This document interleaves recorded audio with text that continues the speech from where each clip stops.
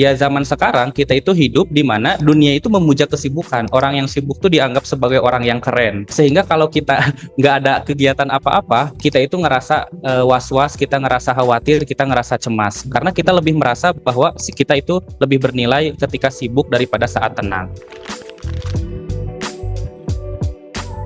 Oke, bismillah. Teman-teman semua, pernah nggak sih teman-teman itu ngerasa kayak kalian tuh terus berlari gitu ya? Bahkan di saat tubuh itu minta berhenti. Misalkan kayak gimana? Misalkan udah kerja terapat gitu ya, terus pembinaan, terus koordinasi, terus laporan, beres rapat, lanjut rapat yang lain. Kalau bahasanya mah sudah selesai rapat ya silahkan bekerja. Kadang-kadang teman-teman di dalam 7 jam atau 8 jam sehari kita bekerja, itu isinya tuh kadang-kadang terus maraton. Baik itu dalam satu pekerjaan yang sama ataupun misalkan dengan pekerjaan-pekerjaan yang lainnya. Ini saya lihat ya khususnya di lingkungan saya pribadi, hal seperti ini tuh sering terjadi dan karena kita terlalu memforsir diri untuk terus kerja, untuk terus bahasanya mungkin kita harus ngerasa selalu produktif, maka yang terdampak adalah istirahat kita. Muncullah pertanyaan bahwa kapan terakhir kali kamu dapat tertidur tenang gitu. Tidur yang dimaksud di sini itu bukan ketiduran karena kelelahan, tapi memang istirahat yang disengaja, jeda yang disengaja karena sadar bahwa kita itu manusia gitu. Kadang-kadang pekerjaan itu semakin kita kerjakan kok semakin banyak hal-hal yang belum selesainya.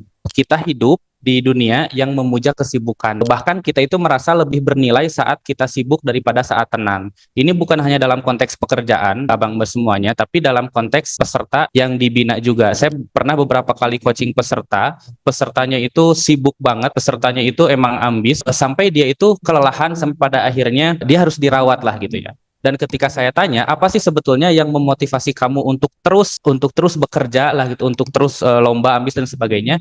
Dia merasa bahwa dia tuh kalau lagi nggak ngapa-ngapain itu merasa bersalah. Dia kalau lagi jeda, lagi istirahat itu ngerasa nggak berguna. Kenapa ini bisa terjadi? Karena memang kata artikel ini ya yang dikutip dari HBR, ya zaman sekarang kita itu hidup di mana dunia itu memuja kesibukan. Orang yang sibuk tuh dianggap sebagai orang yang keren. Sehingga kalau kita nggak ada kegiatan apa-apa, kita itu ngerasa was-was, kita ngerasa khawatir, kita ngerasa cemas. Karena kita lebih merasa bahwa kita itu lebih bernilai ketika sibuk daripada saat tenang. Artikel tersebut dikutip dari Harvard Business Review dengan judul Why We Glorify Overwork and Refuse to Rest. Kenapa tuh kita tuh selalu mengglorifikasi overwork, kerja yang berlebihan, dan kita itu menolak untuk istirahat. Ya salah satu kutipannya tuh yang tadi. Selain kutipan tersebut, ada juga kutipan bahwa we work to feel worthy. Kita itu kerja kadang-kadang hanya karena kita ingin merasa bernilai aja, atau kita itu beraktivitas hanya karena ngerasa kita ingin bernilai aja. Kita itu pada akhirnya jadi takut diam gitu, atau takut nggak ngapa-ngapain. Karena nggak ngapa-ngapain atau diam itu membuat kita berhadapan dengan diri kita sendiri, berhadapan dengan rasa lelah, berhadapan dengan rasa kecewa, berhadapan dengan kekosongan makna. Maka daripada kita berhadapan dengan hal-hal tersebut, lebih baik ya udahlah kita buat diri kita sibuk aja biar kita melupakan hal-hal tersebut. Itu artinya kita itu lari, teman-teman. Kita itu lari dari perenungan, kita itu lari dari jeda, kita itu lari dari pencarian makna. Pernah nggak sih kalian ngerasa bahwa pas mau tidur barangkali kan biasanya overthinking itu muncul ketika kita nggak ngapa-ngapain setelah seharian bekerja tanpa henti, pas mau tidur tiba-tiba kepikiran, mau sampai kapan saya seperti ini, apakah worth it kehidupan saya yang seperti ini dan lain-lain. Nah biasanya perasaan-perasaan itu tuh kita rasakan itu secara negatif, itu tuh membuat kita menjadi demotivasi, membuat kita menjadi kepikiran.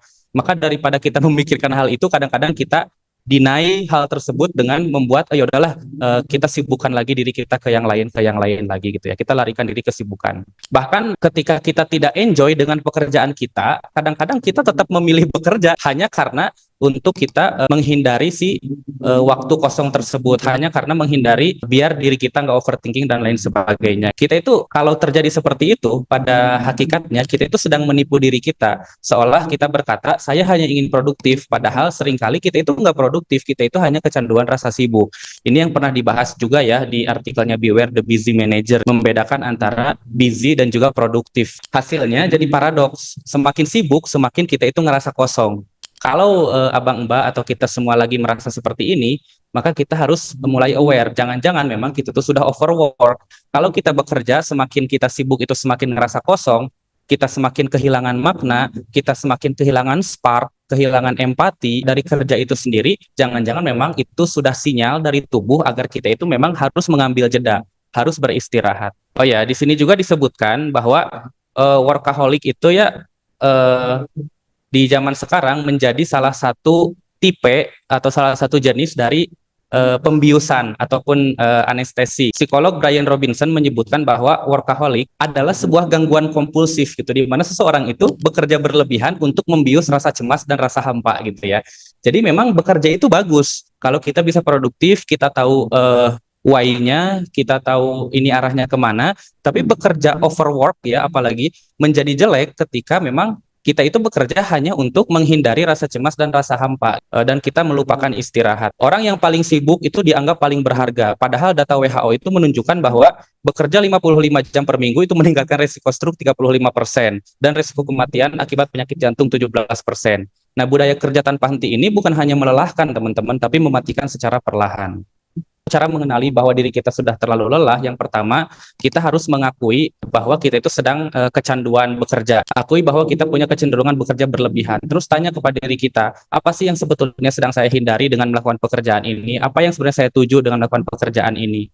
Ya, atau yang kedua, kita harus komitmen untuk tidur dan juga exercise. Tidur dan juga exercise itu adalah dua hal yang cukup efektif untuk membuat kualitas diri kita lebih baik. Dan yang ketiga, schedule joy. Kita harus punya porsi untuk hobi kita ya. Kita harus nyari apa aktivitas yang benar-benar membuat kita bahagia, tapi bukan produktif ya. Sesederhana bahwa ya udahlah saya scroll aja gitu, scroll TikTok misalkan ya nggak apa-apa kalau misalkan itu membuat kita bahagia, tapi asal dibatasi aja gitu. Itu bagian dari rest kita juga gitu ya. Dan yang keempat adalah listen to your body ya. Kalau kita udah mulai merasa capek, tubuh kita tuh bukan mesin, dia pasti akan memberi sinyal ketika kita sudah mulai kelelahan. Bahkan sesederhana peduli kepada diri sendiri ya, sekecil apapun itu akan mempunyai dampak yang lebih besar. Apalagi kalau kita sudah dalam kondisi overwork, kita peduli ke dalam diri sendiri itu bukan kemanjaan, tapi itu adalah kebijaksanaan.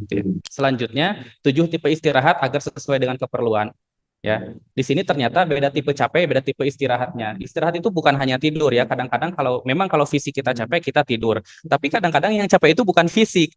Misalkan mental yang capek. Kalau mental yang capek harus gimana? Ya kita istirahatnya dengan cara journaling. Emosi yang capek harus gimana? Kita bisa ngobrol ke psikologis gitu ya. Atau kita share our feeling with others gitu ya.